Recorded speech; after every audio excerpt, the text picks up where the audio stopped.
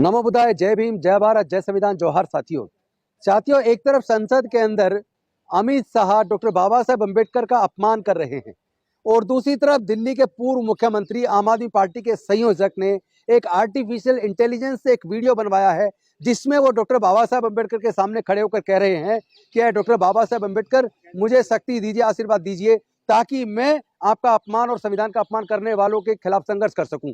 और फिर बाबा साहब उनको आशीर्वाद देते हैं। मुझे शक्ति दीजिए बाबा साहेब ताकि मैं उन लोगों से लड़ सकूं जो आपका और आपके संविधान का अपमान करते हैं।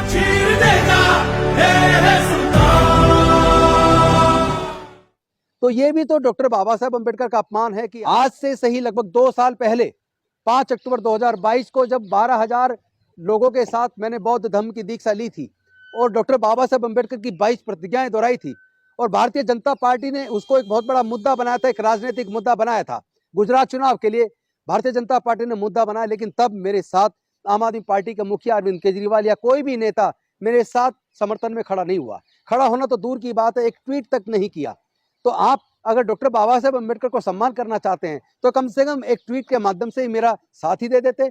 और आज एक फर्जी वीडियो बनाकर कि बाबा साहेब अम्बेडकर मुझे शक्ति दें ताकि मैं लड़ सकूं और आशीर्वाद ले रहे हैं, ये गलत है। दोहरा चरित्र चलेगा नहीं। देश के लोग सब सच जान चुके हैं, ऐसे चलने वाला नहीं है। उधर संसद के अंदर डॉक्टर बाबा साहेब अम्बेडकर की प्रतिमा को हटाकर एक किनारे पे लगा दिया, उसके खिलाफ हमने इतना बड़ा आंदोलन किया, उस पर भी आपका एक ट्वीट नहीं आया, उस पर तो आप नहीं बोले, आपके लोग भी नहीं बोले। इसका मतलब आप डॉक्टर बाबा साहेब अम्बेडकर का दिल से सम्मान नहीं करते हैं। आप शहीद भगत सिंह की भी फोटो लगाते हैं, आप डॉक्टर बाबा साहेब अम्बेडकर जी की भी फोटो लगाते हैं, लेकिन शहीद भगत सिंह जी ने मैं नास्तिक क्यों हूं ये किताब लिखी, क्या काम कभी आपने पढ़ी है? डॉक्टर बाबा साहेब अम्बेडकर हमेशा संविधान की बात करते थे, सबको न्याय की बात करते थे, समानता की बात करते थे, सबकी स्वतंत्रता की बात, भाईचारे की बात करते थे। डॉक्टर बाबा साहेब अम्बेडकर संविधान को पढ़िए, वो किसी एक धर्म को बढ़ाने की बात नहीं करते, लेकिन आप करते हैं। ये तो दोहरा चरित्र है। डॉक्टर बाबा साहेब अम्बेडकर अंधविश्वास पाखंडवाद के खिलाफ आर्टिकल 51 इंडियन कॉन्स्टिट्यूशन में कहते हैं साइंटिफिक टेम्परामेंट होना चाहिए, यानी लोगों का, भारत के नागरिकों का वैज्ञानिक दृष्टिकोण होना चाहिए। लेकिन क्या आप वैज्ञानिक दृष्टिकोण को मानते हैं?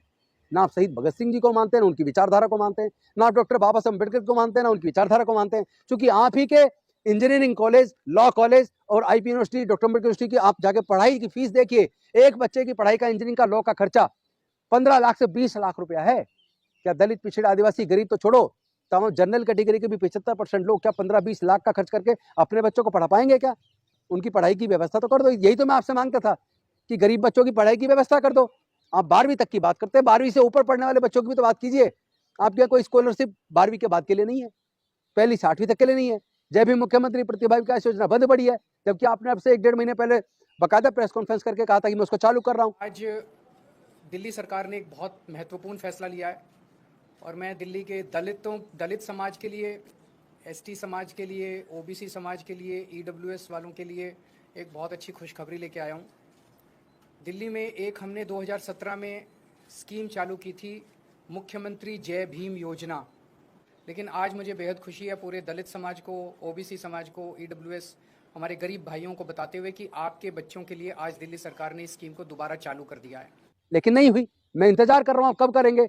मैं आपसे निवेदन करता हूं कि इस तरह के झूठे प्रपंच रचने के बजाय आर्टिफिशियल इंटेलिजेंस से बाबा साहब आपका आशीर्वाद दे रहे हैं, ऐसी वीडियो बनवाने की बजाय उनकी बात को मान लो। जो वो चाहते थे देश में नागरिकों को क्या क्या अधिकार मिलने चाहिए, उसको लागू करो, तब अच्छा लगेगा। अदरवाइज इस तरह की नोटंकी प्लीज बंद कीजिए अरविंद जी।